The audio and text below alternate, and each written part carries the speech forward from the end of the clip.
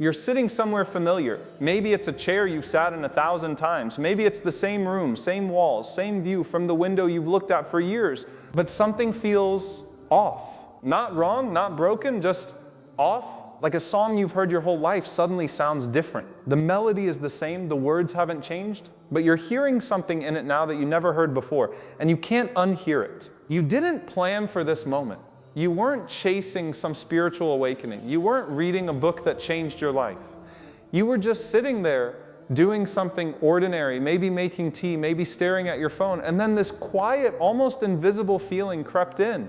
This doesn't fit anymore. And the terrifying part, you can't point to what this is. It's not a person necessarily. It's not a job necessarily. It's not even a bad thing. It might be something good, something you worked for, prayed for, waited years for, and yet it doesn't fit. There was a man, a scholar, brilliant by any standard, who spent 15 years building something, not a business, not a career in the conventional sense, a community, relationships, habits, a way of being in the world that felt at every step deeply intentional, deeply purposeful, deeply rooted in his faith. He would wake up for Fajr, he would sit with the Quran, he would pour himself into his work, and people around him would say, this man, he knows exactly who he is. He knows exactly where he's going. He is one of those rare humans who has figured it out. But at night, alone, after everyone went home, after the conversations ended, he would sit in this specific kind of silence that felt heavier than it used to. Not empty, not desperate, not faithless, just heavy, like the sky before rain, that thick pressing weight of something coming that you can't name yet. He told me once,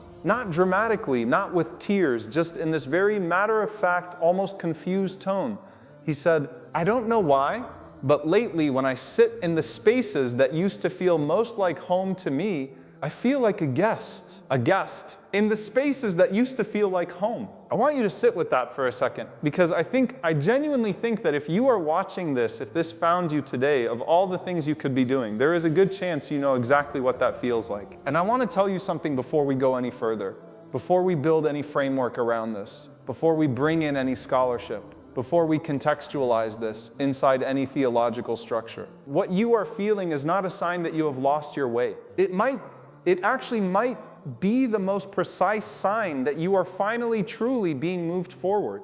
There's this thing we do as humans, and it's completely understandable. It's actually one of our most deeply wired instincts, where we equate comfort with correctness. If something feels right, we assume it is right. If something feels wrong, we assume something has gone wrong. If something that used to feel right suddenly feels uncertain, we assume we've broken something, lost something, drifted somewhere we shouldn't have drifted. We map our internal weather onto our spiritual GPS and we say, peace means I'm on track. Discomfort means I've veered off. But what if that's not how this works? What if, and bear with me here because this goes against almost everything our anxiety tells us, what if the discomfort isn't the alarm? What if the discomfort is the door? In Arabic, there is a concept, al-qalb, the heart. But not the sentimental greeting card heart, not the emotionally theatrical version of the word that we've come to use in popular culture. Al-qalb, in the language of the Quran, in the language of the scholars who spent their lives examining this word, al-qalb literally means the thing that turns. The thing that turns. The heart, in Islamic understanding, is not supposed to be static.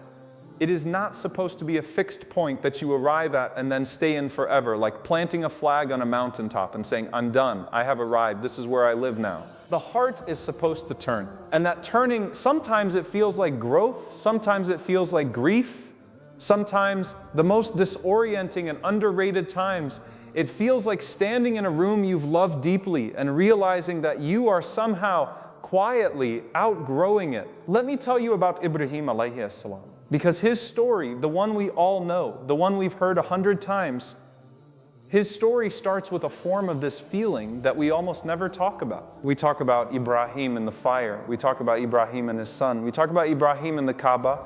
These are the grand cinematic moments. These are the moments that made it into the sermons and the textbooks. But before all of that, before any of that, there was a younger Ibrahim who grew up in a culture and a family and a system of meaning that had been handed to him. Ibrahim who by all outward measures should have been comfortable. His father was a prominent figure. He had a place. He had a role, he had a world that made sense according to all the rules that world had established. And then something started to not fit. Not dramatically, the Quran doesn't describe it dramatically, it describes it almost quietly, a looking. Ibrahim looked at the stars. Ibrahim looked at the moon. Ibrahim looked at the sun. And then he said, and this is the part that gets me every single time, he said, I do not love things that set. That's it. Not a thunderclap, not a vision, not an angel showing up in fire and light. Just, I do not love things that set. A man recognizing that what he had been orienting himself toward, what his entire world had been organized around, had a quality to it that he could no longer accept. It sets. It doesn't last. And he could no longer give his heart to things that set. There is something extraordinary happening in that moment that I think we walk right past when we read it. Ibrahim wasn't just discovering theology. Ibrahim was discovering something about himself, about the shape of his longing, about what his heart in its truest form was actually built to hold. And that discovery, it didn't come from a lecture. It didn't come from a class he enrolled in. It came from a felt sense of misalignment. A felt sense of this doesn't fit. Not anymore. Maybe it never fully fit, but now the gap is impossible to ignore. He felt the wrongness of what was right to everyone around him. He felt the emptiness of what was considered full. And instead of suppressing that feeling, instead of arguing himself back into the comfortable numbness of just going along, he followed the feeling towards something, toward the thing that doesn't set. Now here is where I want to be very careful, because this is where things get complicated in a way that I think genuinely trips people up. Not everything that feels off is a divine signal to leave it. Let me say that again slowly. Not every uncomfortable feeling is Allah telling you to move on. Sometimes the discomfort is your own ego resisting growth. Sometimes the discomfort is your fear of hard work disguising itself as this doesn't feel right. Sometimes the discomfort is a test of your commitment, not an invitation to abandon it. So how do you tell the difference? This is one of the most important questions a person can ask themselves. And I'm going to be honest with you, there is no formula, there is no checklist you can run through that spits out a clean answer. Anyone who tells you otherwise is selling you something that doesn't exist. But there are signs, there are patterns, there are things you can learn to pay attention to that start to reveal the difference between divine redirection and human restlessness. And the first one, the one that I keep coming back to, is this. When Allah is moving you forward, the thing that starts to feel off is usually not the hardest thing. It's usually the most comfortable thing. Hardship makes sense as something to want to leave. If something is causing you pain, causing you difficulty, wearing you down, of course you want a way out. That's just human. That's just survival. But when a comfortable thing starts to feel hollow, when a familiar thing starts to feel foreign, when something you didn't have to fight for, something that came easy, something that everyone around you envies, when that thing starts to feel like a costume you're wearing instead of a skin you live in, that's a different kind of feeling. And it deserves a different kind of attention. There's a phenomenon in Islamic spiritual tradition. The scholars called it various things, but one of the most striking framings I've encountered is the concept of the heart being called forward. The idea is not that the heart runs away from something. The idea is that the heart is being drawn towards something it hasn't seen yet. And the disorientation isn't disorientation of lostness, it's the disorientation of transition, of the space between the chapter that's closing and the chapter that hasn't opened yet. And that space, that in-between, it is one of the most spiritually disorienting and simultaneously spiritually alive places a human being can inhabit. Because in that space, everything that was automatic becomes conscious. Every habit you maintained without thinking now requires a decision.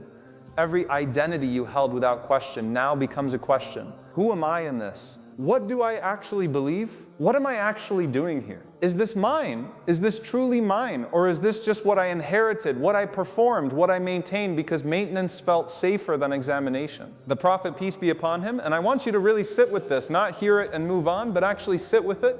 The Prophet, peace be upon him, was 40 years old before the revelation came. 40 years. He was not a young man in a hurry.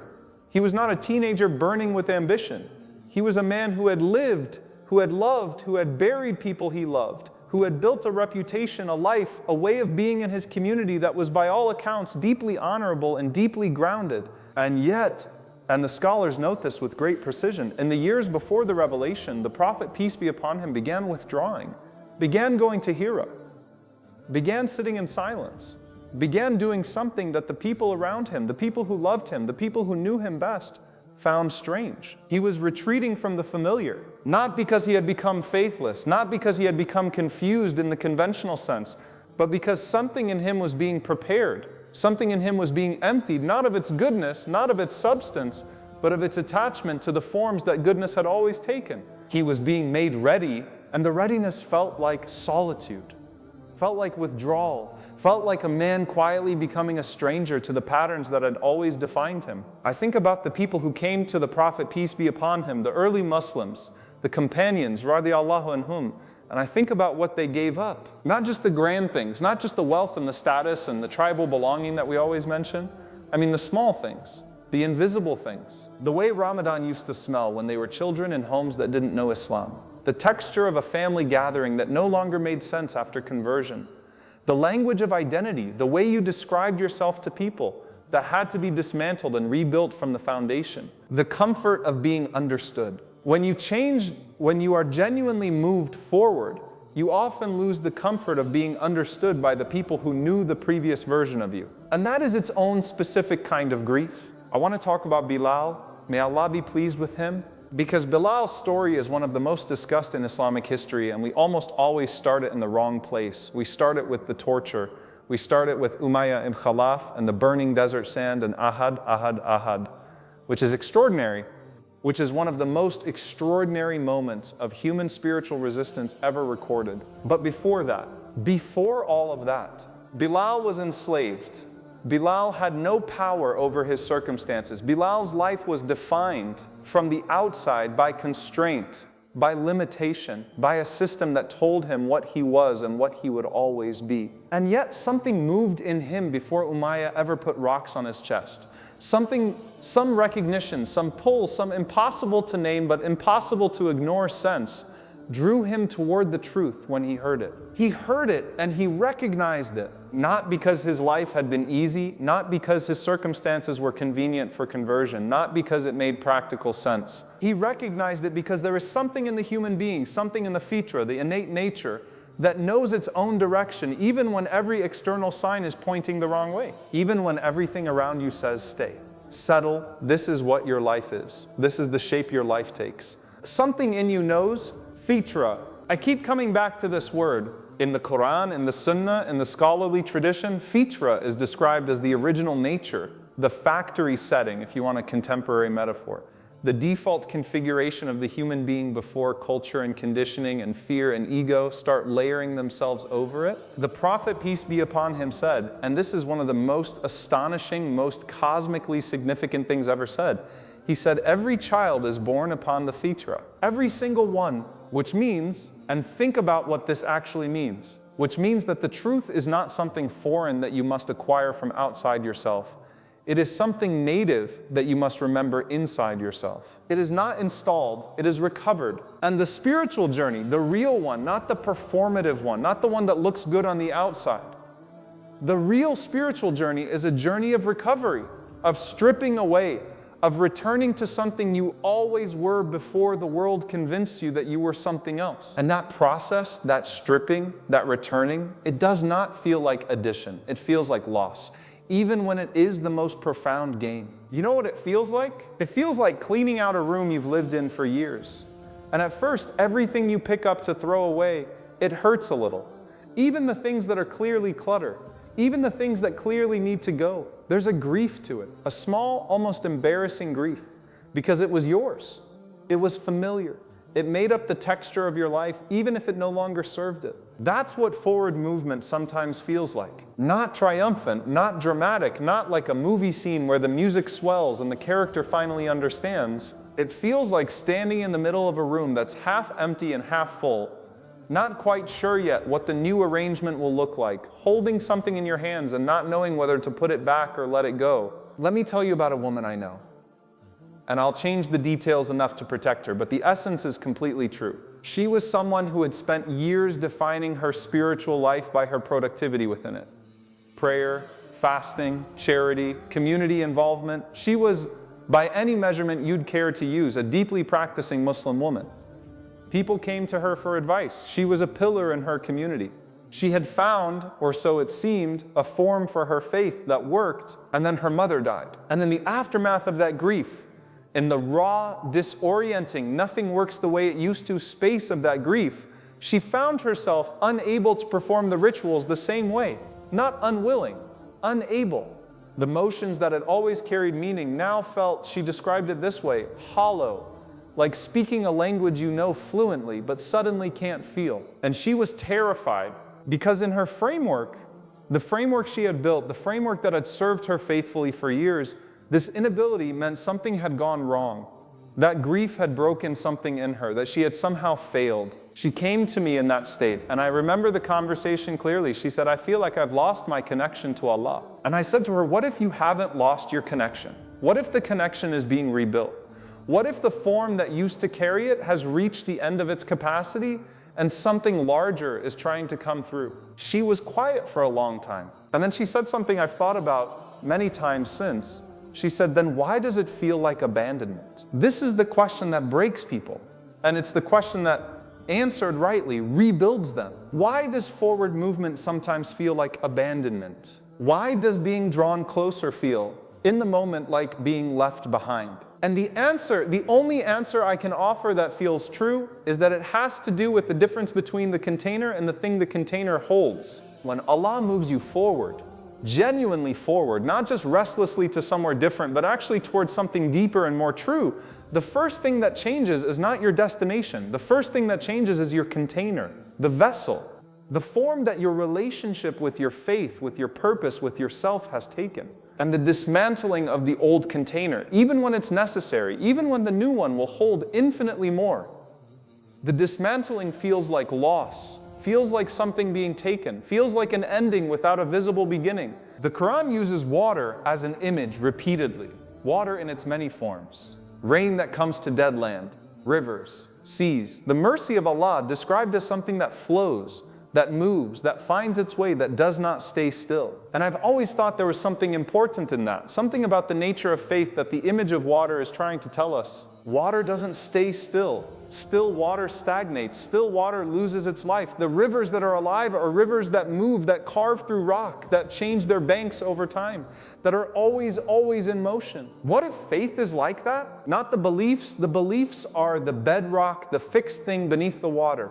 But the living of it, the expression of it, the way it moves through your days and your choices and your relationships and your understanding of who you are. What if that is supposed to move? What if the sign of a living faith is not that it looks the same today as it looked 10 years ago, but that it has grown deeper even when, especially when the surface looks different? There's a hadith, and I'm going to be precise here because precision matters. The Prophet, peace be upon him, described the heart as like a feather in the desert, blown this way and that by the wind, which sounds at first alarming, like instability, like uncertainty, like a heart that can't be trusted. But the scholars who sat with this hadith, who turned it over for generations, who examined its implications, they read it differently. They said, yes, the heart moves. The heart is always moving. That's not the problem.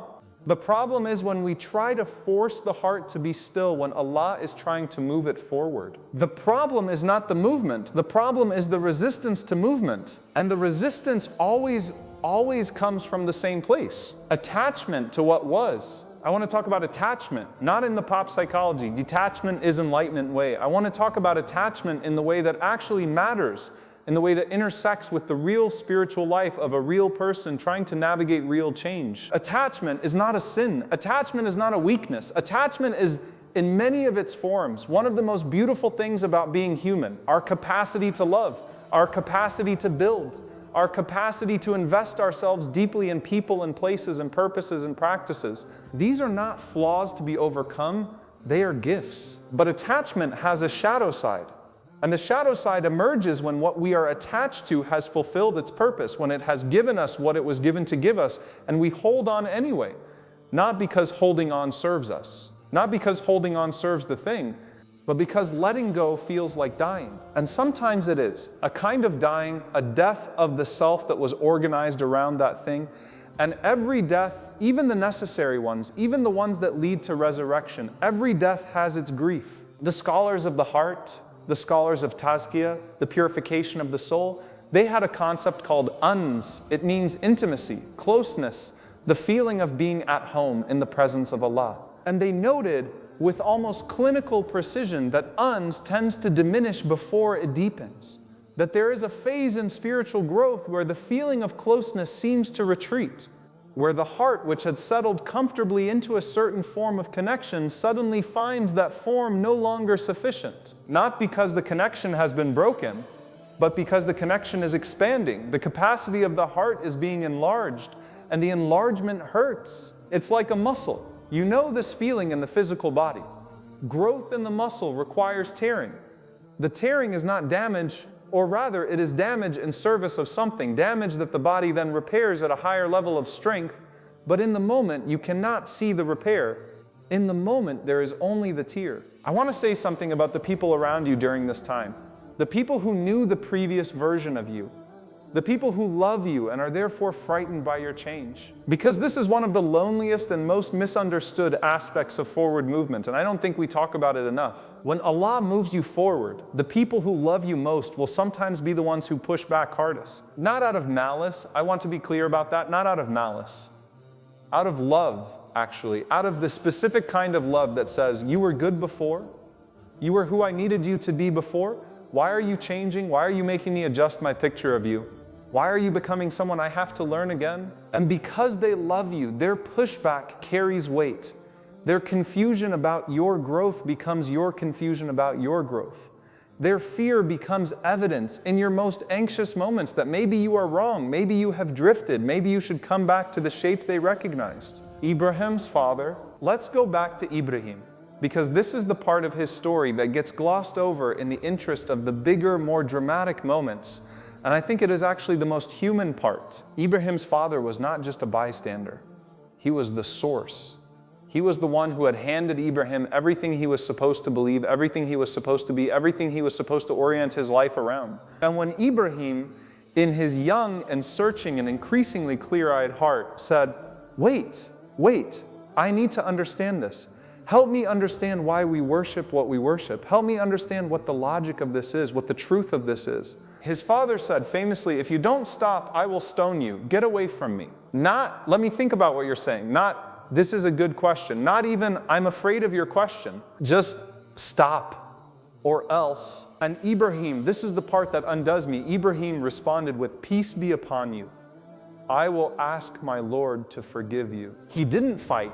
He didn't crumble. He didn't let his father's rejection become the final word on the validity of what he was being moved toward. He honored the relationship even as he transcended it. He kept walking forward. This is something that takes enormous spiritual maturity. And I'm not going to pretend it's easy. I'm not going to dress it up in language that makes it sound simple. Honoring the people who are not ready to join your growth, honoring them without abandoning your growth, is one of the hardest things a human being is ever asked to do. Because the instinct is binary. Either I abandon my growth to maintain the relationship, or I abandon the relationship to maintain my growth. But the prophetic model, the model we see again and again in the lives of the people who are moved most profoundly by Allah, is neither of those. It is a third thing. It is the aching, difficult, grace-requiring third thing of, I love you, I honor you, I grieve the fact that you cannot come with me where I'm going. And I keep going anyway, not without looking back, not without caring,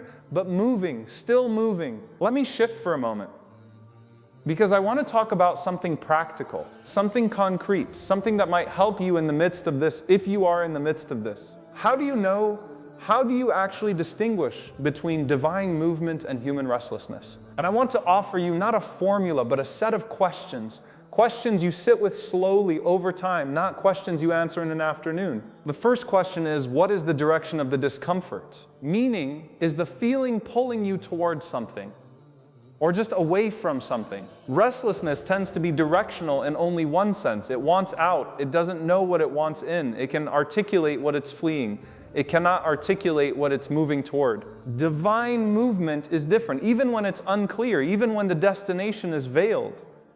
There is a felt sense of orientation, not a map, not a clear route, but a direction, a leaning, like a plant turning slowly toward light, even when you can't see the sun from where you're standing. The second question, does the movement make you more or less yourself? This requires knowing who you are, or at least knowing what you value, what you believe, what in your most honest and unperformed moments you hold to be true. Because here is a strange thing about genuine forward movement. It tends to make you more recognizable to yourself, not less. It might make you less recognizable to others. It might make you harder to categorize, harder to understand from the outside, harder to fit into the framework people have built for you. But inside there is usually this quiet sense of, oh, there I am, that's what I actually am. Like an image coming into focus, whereas restlessness, mere restlessness, ego-driven restlessness tends to produce the opposite. You feel less like yourself after you've pursued it, more hollow, more scattered, more like you've run a long way and arrived somewhere unfamiliar. The third question, and this is the hardest one, so I want you to approach it gently. What would you lose if you didn't move? Not what would you gain, not what is waiting for you if you take the step, but what would it cost you in your deepest self, not in your circumstances, to stay exactly where you are? Some people, when they answer this question honestly, discover that they've been manufacturing their restlessness as a cover for something simpler. They don't actually feel called forward. They feel called away from the discipline, the commitment, the difficulty of staying. And that's an important discovery. That's not failure, that's clarity. Knowing that helps you stay with more intention, more consciousness, more genuine choice. But some people, when they answer this question honestly, feel something shift in their chest, some kind of grief.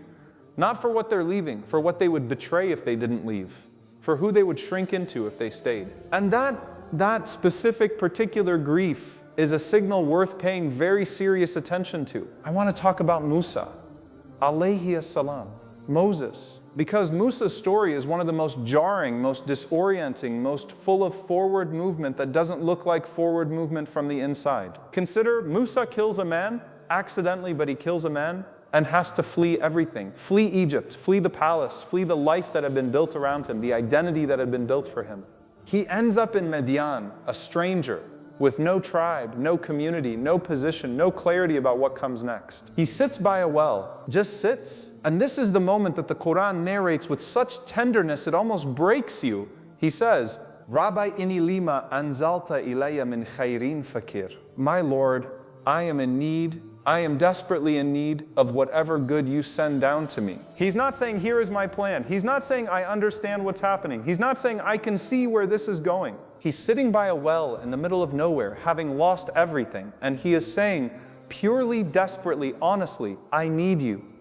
Whatever you send, I need it. And immediately, the Quran tells us immediately, two women approach. And the trajectory that leads to his marriage, his protection, his years of formation in Madian, his encounter with the burning bush, his prophethood, his liberation of a nation, all of it begins in the moment he is emptied enough to say, I need whatever you send. There's something about being emptied that opens a door, not being broken. I want to be careful about the difference because the prosperity gospel version of this story says, your emptiness is just a setup for your abundance. Hold on, better days are coming. The blessing is right around the corner. And that might be true. Sometimes it is true. But the deeper truth, the truth that serves you even when the abundance doesn't come in the form you expected, even when the corner is farther away than you thought, the deeper truth is that the emptying is not just instrumental. It's not just a means to an end. The emptying is itself the gift. The capacity to be empty, to be genuinely, honestly, non-performatively empty before Allah is one of the most advanced spiritual states a person can inhabit. Most of us are full of ourselves even when we don't intend to be, full of our plans, full of our interpretations, full of our framework for how this is supposed to go, full of our understanding of who we are and what we're for and how Allah is supposed to show up in our lives. And when that fullness gets emptied, when the circumstances strip it away, or when the growth you're undergoing makes the old contents of your inner life feel too small, what is left? What is actually left when all the added things have been removed? The Fitra. We're back to the Fitra, the origin, the nature, the thing you were before you were anything else. And in the Islamic understanding, the Fitra is not neutral. The Fitra is not blank. The Fitra is oriented. The Fitra knows something. The Fitra is inclined towards something. The Fitra knows Allah, not intellectually, not theologically, not through argument or evidence or scholarship, though all of those have their place, all of those are valuable. The Fitra knows Allah the way a compass knows north. without reasoning, without deliberation, just pointing.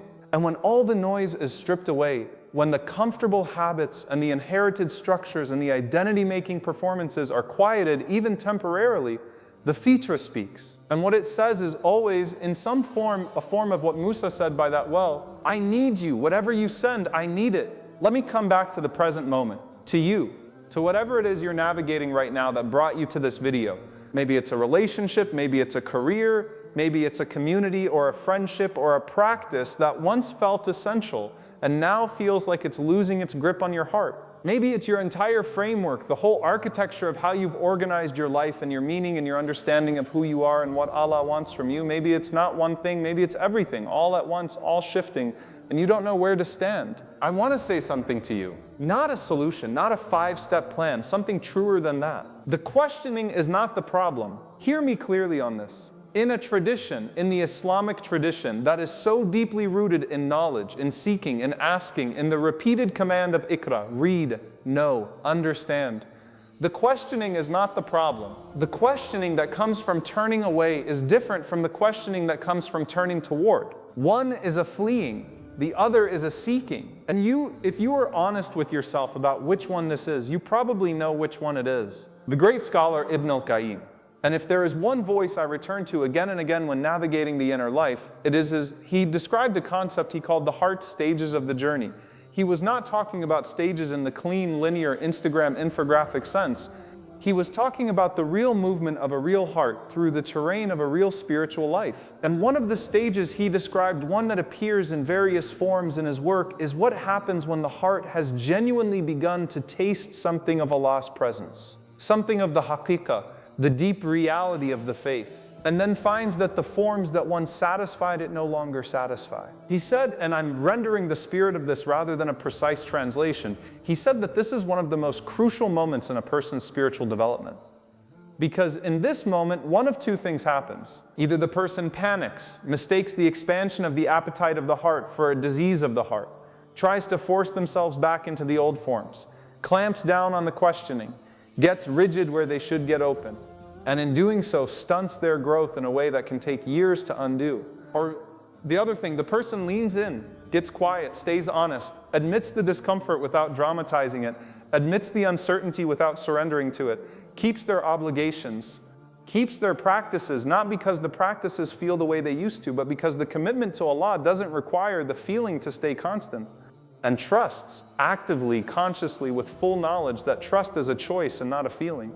Trusts that the expansion of the heart's need is itself a form of Allah's mercy. Mercy, the Arabic word is rahmah, from the root that also gives us rahim, the womb, the place of formation, the place of shelter, the place where something is being made ready for a world it hasn't encountered yet. When you are in the space of not knowing, of questioning, of the old forms not fitting, you are not in a place of divine punishment. You are in the rahim. You are in the place of formation. Something is being made ready, and the formation, the real formation, is always uncomfortable.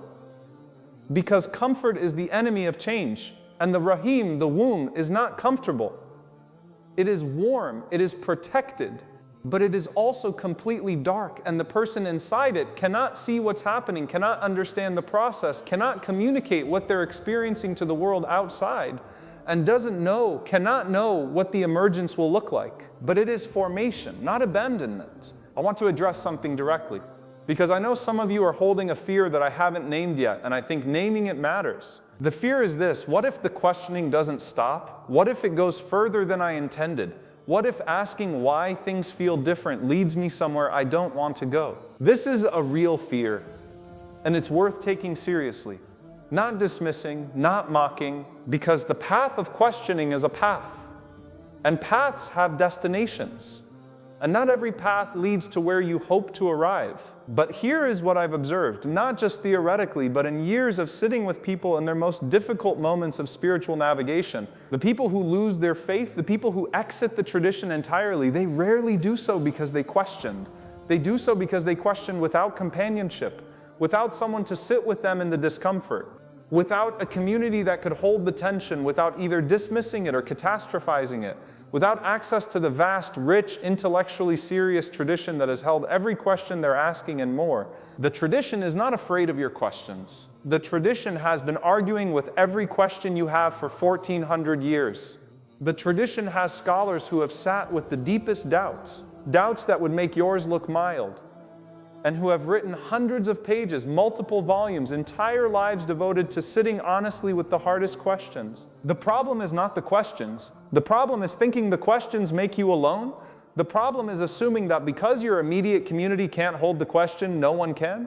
The problem is a poverty of resources disguising itself as a poverty of answers. I want to tell you about a kind of prayer, a specific kind of prayer that I don't hear discussed enough. It's not the prayer of request, not the prayer where you bring your list of needs and lay them before Allah in hope of response. It's not even the prayer of gratitude, though that is one of the most powerful orientations a human being can maintain. It's the prayer of orientation. It sounds like this: Allah, I don't know where I am. I don't know exactly what you are doing. I don't understand why this feels the way it feels. But I am here, I am facing you, I am trying, I am asking not for comfort but for clarity, not for ease but for direction. Not to understand everything but to trust enough to keep moving. Show me where forward is. Show me what this is for.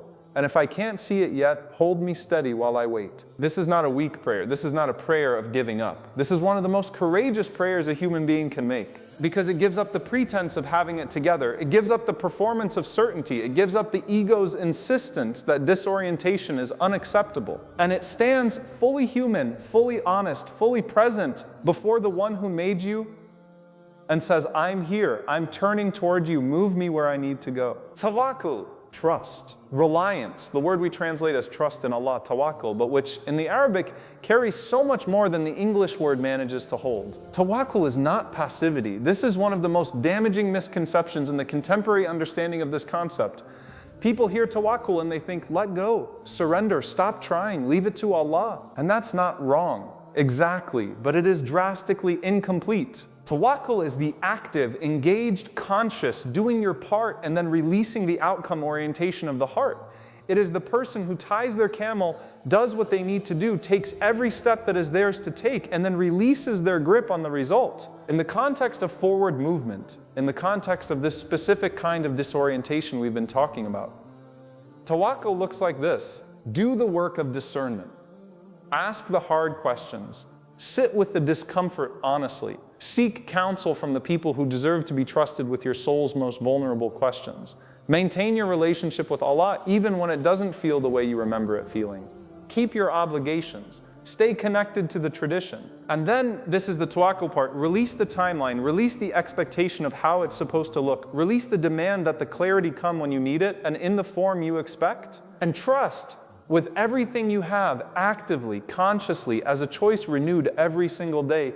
Trust that the one who is moving you knows where he is moving you. There's a supplication, a dua, that is rarely discussed in the popular discourse, but which I find to be one of the most profound in the entire tradition. Allahumma arini al-haqa haqqan warzuqni ittiba'ahu. Wa arini al-batila batilan warzuqni ijtinabahu. O Allah, show me the truth as truth, and grant me the ability to follow it. And show me falsehood as falsehood, and grant me the ability to avoid it. Read that slowly. Show me the truth as truth, because it is possible to encounter the truth and not recognize it. It is possible for the truth to be right in front of you, in a feeling, in a situation, in a chapter of your life that is trying to end, and for your attachment, your fear, your habit of mind to obscure it. And grant me the ability to follow it, because it is possible to recognize the truth and still not follow it. To know in some interior way what you are being called toward, and to choose out of comfort or fear or the approval of others to stay where you are. And show me falsehood as falsehood, because the ego is a brilliant salesman. It will dress things up. It will give you 1,000 reasons why staying is wisdom and moving is recklessness. It will make the comfortable thing sound spiritual. It will borrow the language of your faith to justify remaining exactly where your faith is no longer serving you. Here is something I want to say to the people who are further along in this, who are not in the questioning stage, but in the aftermath stage, who have moved, who have let go of the thing that was asking to be released, who are now in the strange, not quite settled space of what comes after. This is its own terrain, and it deserves its own acknowledgement. You moved. You made the difficult choice. You honored the inner movement, even though the people around you didn't understand, even though it cost you something real, even though there was no guarantee of what waited on the other side. And now you're here, in the after. And maybe it's not what you imagined. Maybe the new thing doesn't have the warmth of the old thing yet. Maybe you still miss the shape of what you left, even though you know you couldn't have stayed. Grief is not regret. I want to say that again because I think it's genuinely important and genuinely undervalued. Grieving what you left is not the same as regretting having left. You are allowed to mourn the loss. You are allowed to miss the comfort. You are allowed to feel the strangeness of the new, the absence of the old, the in-between quality of a life that is being restructured. None of that means you made the wrong choice. Some of it means you made the right one. The Prophet, peace be upon him, was asked in different ways across different hadith about the nature of the tests that come to believers. And one of the things that emerges consistently from his responses is this astonishing idea. The severity of the trial is correlated with the degree of the person's relationship with Allah, not correlated with the degree of their sin. Not a punishment for weakness, correlated with the relationship. The scholars explain this in various ways, but one of the most luminous explanations I've encountered is this. The trials that come to those who are beloved to Allah are not punishments, they are preparations. Not for nothing, not arbitrary, not because suffering is somehow holy in itself. The Islam I know, the Islam I love, does not romanticize suffering, but preparation, in the specific sense of the capacity of the vessel needs to expand to hold what is being prepared to pour into it. An expansion always, physically, spiritually, psychologically, in every realm of human experience, always involves pressure. Let me try to land this now, because I want to leave you with something true rather than something merely eloquent. If you are in a season where things that once felt right have begun to feel uncertain, if you are in the questioning, the searching, the strange and disorienting territory of not quite knowing, here is what I want you to carry. You are not broken. You are not faithless. You are not drifting. You actually may be at the most alive point your spiritual life has ever reached, wrapped in the package that looks the least alive from the outside. The seed, underground, doing the work that seeds do before they become anything visible. The seed is not visible, not impressive, not producing anything that the world can see, but it is not dead. It is becoming. Keep your obligations. This is not an invitation to spiritual anarchy. The obligations, the salah, the Quran, the connection to community, the maintenance of the fundamental practices that anchor you, these are not the old form that might need releasing. These are the bedrock. These are what you maintain precisely when everything else is shifting, not because they feel meaningful every moment. Sometimes they won't, but because your relationship with Allah is not contingent on your feelings about your relationship with Allah. You don't stop maintaining a relationship with your parents when you go through a confusing phase of your life. You don't stop being a child. You don't stop calling even when the calls are hard, even when you don't know what to say, even when the silence on the line feels heavier than words. You call, you show up, you maintain the thread. Seek knowledge, not to drown the discomfort and information, not to bury the feeling under enough learning that you don't have to feel it anymore, but because the tradition has things to say to you that you haven't heard yet, because the scholars who came before you, who sat in their own versions of this in between, they wrote it down, they tried to tell you what they found. Read them, sit with them, let them be companions in the journey even across the centuries. Find the people, if they exist in your life, and they may be rare, and rarity doesn't mean they're not there. Find the people who can hold your questions without either dismissing them or catastrophizing them, who can sit with the uncertainty and not need it to resolve immediately, who are secure enough in their own relationship with Allah that your questioning doesn't threaten them. These people are medicine. They are medicine because their presence tells you, without argument, without sermon, that the questioning is survivable, that the uncertainty can be inhabited without being destroyed by it, that the in-between is a place you can live and grow and still love Allah and still be loved by Him. And pray. Pray not the prayer of performance. Pray the prayer of actual address. Stand before the Qibla and forget for a moment what Salah is supposed to look like and just be there. Be present, be honest. Be the full complexity of who you currently are. Questioning and trusting and grief-touched and hope-carrying and confused and committed. All of it at once.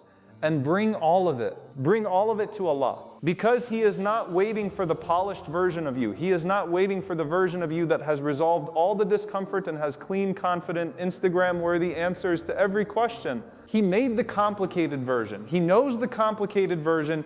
He is not surprised by it. He is waiting. If waiting is even the right word for something that is beyond time, He is receiving in every moment whatever you bring, however it comes. There is a ayah that I return to in these conversations more than almost any other, Surah Al-Inshirah. Alam nashara laka sadrak. Did we not expand your chest? The word for expand here, shar, is the same word from which we get the concept of shar al-sadr. The opening, the widening, the expansion of the chest. And the verse comes to the Prophet, peace be upon him, in Makkah, in difficulty, in the early, hard, uncertain days, before anything was clear, before the victory, before the community had formed, before the final shape of his mission had become visible. Did we not expand your chest? And the implication that the tafsir scholars have unpacked across centuries is that the expansion is the proof of the relationship. The expansion is the sign, not the ease, not the clarity, not the comfortable sense of knowing exactly where you're going and what it will look like when you get there. The expansion, the widening, the chest made larger. And the chest is made larger by being pressed. You are being made larger. That's what I want you to take from this. If you take nothing else, the pressing, the disorientation, the questioning, the way the old forms have begun to feel like they belong to someone slightly different than who you are becoming, is not the sign that something is wrong with you. It is the sign that you are being enlarged. It is the sign that Allah is not done with you, has not abandoned you, has not left you in the corner of some chapter that was finished. It is the sign that forward is where you're headed. And forward, in the hands of the one who made you, who knows you better than you know yourself, who has been moving this whole story toward its completion since before you were born. Forward is the most trustworthy place you can be. May Allah expand our chests. May He open for us in the moments of tightest confusion, the widest clarity. May He make us people who trust His movement, even when we cannot see it. May He grant us the companionship within ourselves and around us to survive the necessary transitions without losing the thread that connects us to Him. May He make the disorientation of growth recognizable as growth. May He make the grief of letting go recognizable as love. And may He bring us to the destinations He has prepared for us, not the ones we imagined, but the ones He knows, which are always larger than our imagination, always more merciful than our planning, always more beautiful than our fear allowed us to hope. Ameen.